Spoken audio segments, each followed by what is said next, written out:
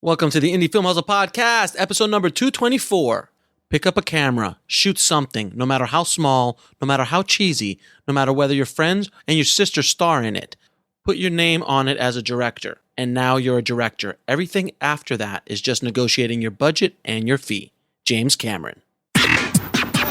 Broadcasting from the back alley in Hollywood, it's the Indie Film Hustle Podcast, where we show you how to survive and thrive as an indie filmmaker in the jungles of the film biz. And here's your host, Alex Ferrari. Welcome, my Indie Film Hustlers, to a special edition of the Indie Film Hustle Podcast. I am your humble host, Alex Ferrari. Today's episode is brought to you by Blackbox. Blackbox is a new platform and community that is all about financial freedom for filmmakers like you. If you join Blackbox, you will be transformed from being a worker to being a maker of your own content, and you'll be making steady passive income from the global market. Blackbox currently allows you to upload your stock footage once, get it to many global agencies, and then allows you to share that passive income stream with your collaborators. Whether you want to submit old footage that's been sitting around in your hard drives or create brand new content, Blackbox is for you. It's really quite revolutionary. With Blackbox, filmmakers can concentrate on making great content while Blackbox takes care of all the business BS.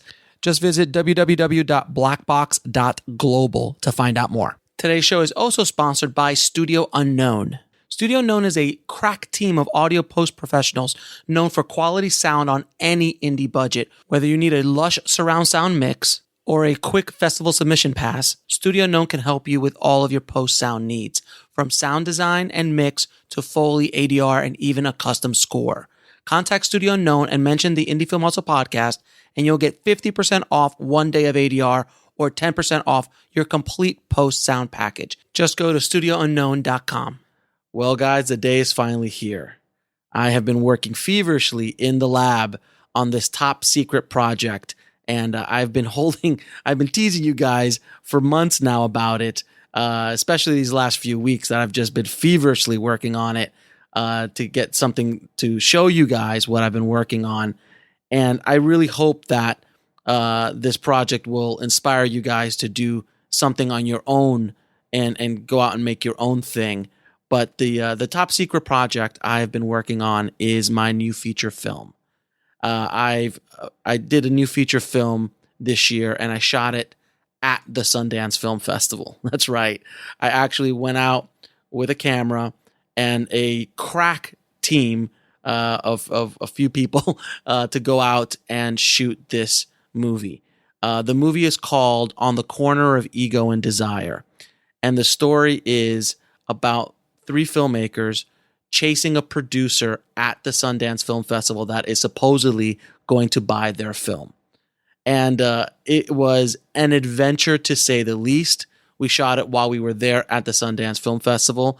And the way the whole project came along was I was sitting down in a meeting with Adam Bowman from Media Circus, who is my partner on all my Sundance stuff that I do. And we were just figuring out what we were going to do as far as interviews and how we can make things bigger this year and what more content we can provide to our audiences and so on.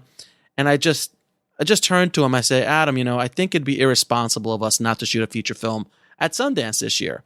And Adam, to his credit, said, I'm listening. didn't even skip a beat. So then I started putting together this idea of filmmakers going after their dream at the Sundance Film Festival, but doing it in a very irresponsible and ignorant way. And I wanted to make a movie that was an allegory of what not to do in the entire process of making a movie. How they financed their movie, how they shot their movie, how ego got absolutely out of control in their process. And these three characters go through absolute hell. So I wanted to explore the first-time Sundance visitor, which is can be very grueling if you don't know about Sundance. And we did that little survival guide a little while ago before Sundance this year. But it can be brutal, physically brutal on you, let alone mentally and spiritually for that matter. And I was able to cast three amazing actors out of New York, Rob Alicea, Sonja O'Hara, and Randy Ramos Jr. And I wanted to get actors who were not household names or even faces that you would recognize. I wanted young actors to kind of go down this adventure, so you really would go with them on this ridiculous journey. Which, by the way, they do Sundance in 24 hours as well in the story, which is another craziness, another level of crazy that we added on to the project, and it was amazing. And over the course of the next few weeks and few months, I will be dissecting the process of how we made it together. I'll give you a little bit of details as far as the crew and the gear that we used. We shot the movie on a Blackmagic pocket camera, and I know a lot of you are going, "What? That's only 1080p." Yes, it is. But I wanted to use a Super 16 millimeter sensor because I wanted to give it this kind of old, 90s vibe, like 90s independent film vibe from like Sundance days. So between the Blackmagic pocket camera and some filters that I used in post-production and color grading, I achieved the look that I was going for. And we used 3 lenses. We used vintage lenses, the Canoptic 5.7 mil. We also used the Angenieux 12 to 120, and we also used the Sigma 18 to 35 mil. And there's a lot more technical stuff that we use. We used a speed booster on one of those lenses, and the other lenses were actually Super 16 lenses that we were able to get some things. I'll go in deep detail about that in later shows and other things I'll be doing to show you guys how we actually shot this. We had basically 3 crew members on the entire show. We had my trusty DP/cameraman, Austin Nordell, who did a fantastic job shooting this. I cannot tell you how great of a job we did. We were literally running around Park City, just grabbing shots wherever we wanted to, and just jumped in and out of stuff. He was grabbing things as we walked. It was truly a wonderful collaboration. And we had Kyle Stumbo as our audio master, and his audio, it was amazing. It was great to have an audio guy, not me, holding a boom. And Kyle is the utmost professional. And we had our actors laved the entire time, and we busted out the boom every once in a while. But when you guys see the movie, you'll understand what craziness it was to do what we were able to do. And then we also had a good friend of mine, the most overqualified first AD ever, Straw Weissman, who was basically our go-to guy, Papa Straw as we call him, and former guest of the Indie Film Hustle podcast. If you want to listen to his podcast, it is episode 183. And Straw was able to get us whatever we needed, whenever we needed, and blocked off people from walking in our shots and things like that while we were going. This is the absolute definition of Indie Film Hustle. What we were able to do running around in the cold weather, shooting in the middle of the night, and just really guerrillaing the entire process. And I am so proud of the collaboration that I had with not only our technical side of stuff, but also the actors who did a lot of improv through the movie. We did a scriptment of a full structure of a story, and then they threw in some amazing stuff as we went along, and it just came out wonderfully. So it's a wonderful collaboration. And I wanted to wait to announce this project because I wanted to show you guys what we did. Now, obviously, I'm not going to be able to show you the movie. We are going to be going down the festival route a little bit. We are going after some of the bigger festivals to see if anybody is interested in our little movie and see what happens. But I did want to put out a teaser trailer at least so you guys can get a taste of what we did. So if you want to watch the teaser trailer, just head over to indiefilmhustle.com/224 for the show notes of this episode. Or if you want to even get more information about the movie, head over to egoanddesirefilm.com. Now, a lot of you are going to go, how did you come up with the title? The way we came up with the title was I actually was standing on the corner of Ego and Desire at Sundance, where we were staying. Well, first of all, this year Sundance put all these inspirational words all around Park City in these banners and placards and posters, and it was like, yearning and dreams and ego and madness and all these kind of cool words. And literally where we were staying, I walked out and I looked up, and there was on one corner ego and the other word desire. We'll be right back after a word from our sponsor. And now back to the show. And I just blurted it out to the cast and crew. I'm like, oh, wow, look, we're on the corner of ego and desire. And I thought that was, wow, that's a great name for a movie. I think that would be great. And that kind of serendipity is what happened throughout this entire process.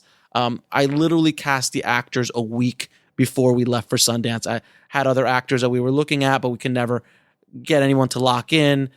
Because to be honest with you, it was an insane proposal. You're basically telling actors, hey, look, we're going to go out and shoot a movie at Sundance this year at Park City, and we're going to see what happens. And you got to be a really brave actor to come out and do this. And all three of our actors were insanely brave in trusting me and trusting that I would put a team together, that we could actually get something on screen. I had This Is Meg, and obviously the years of directing music videos and commercials and other things I've done. But this was a very, there was no one knew what we were going to get at the end of this, including myself. I had a real good inclination, but at the end of the day, I had no idea what we were going to be able to get because, we were guerrilling this entire thing.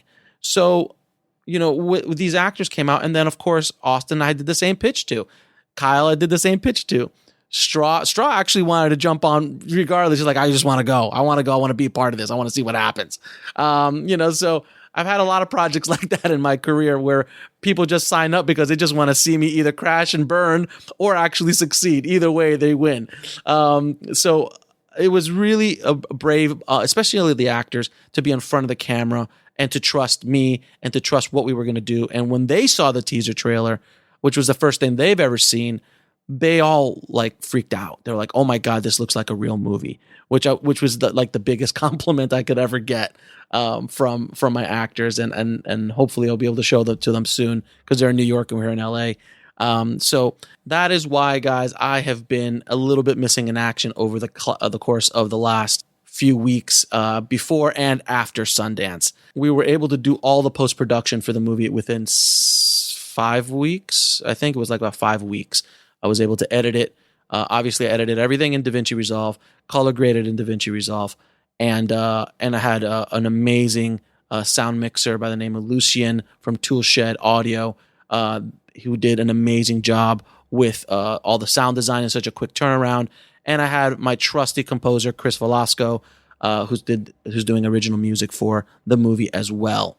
So we were rushing to get to a big festival entry. And because if we're going to go, let's just go big. So I'm not going to say which festival it is, but we did submit to a very big festival. And we're going to be submitting to a handful more festivals this year and see what happens with the film. But hopefully you guys will see it before the year is out. But trust me, you'll be seeing more and more about the process, more and more about the movie over the course of the next 6 months of how we made this movie. Because it is a special movie. It is something I'm extremely proud of. Again, I cannot emphasize enough how what a wonderful pleasure it was collaborating with all of my collaborators on this project, and what we were able to come out with it is truly magical in my point of view, at least. From doing this for so many years, I really, really am proud of what we were able to accomplish under pretty insane parameters.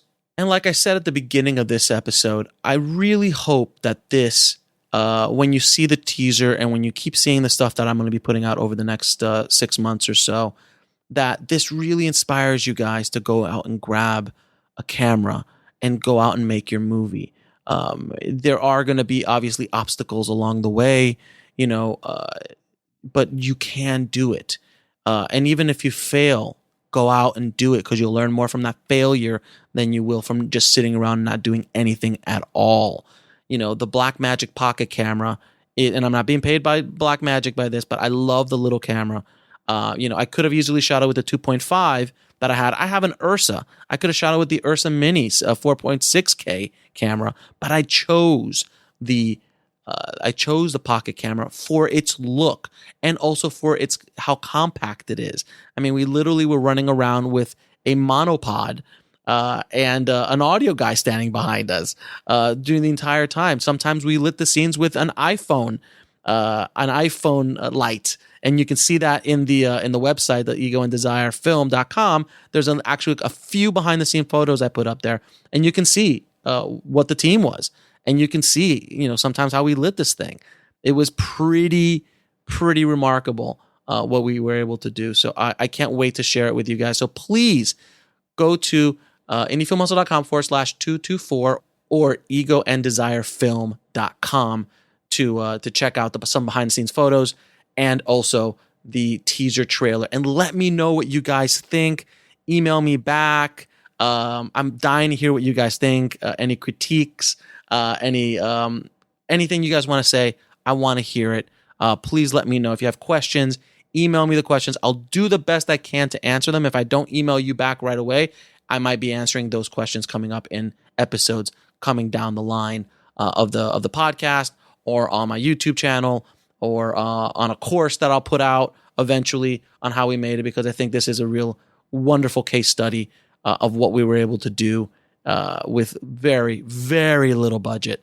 So that's it, guys. I hope you enjoy it. I hope it was worth the wait. And don't worry, you will get 2 new episodes with some amazing guests this week as regularly scheduled. Since I'm back for the most part, I am a little bit under the weather again, but I'm fighting through it.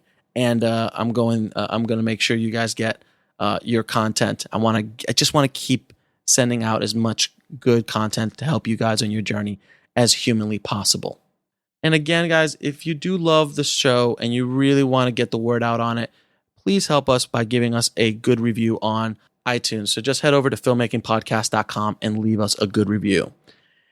And as always, keep that hustle going, keep that dream alive, and I'll talk to you soon. Thanks for listening to the Indie Film Hustle podcast at indiefilmhustle.com. That's INDIEFILMHUSTLE.com.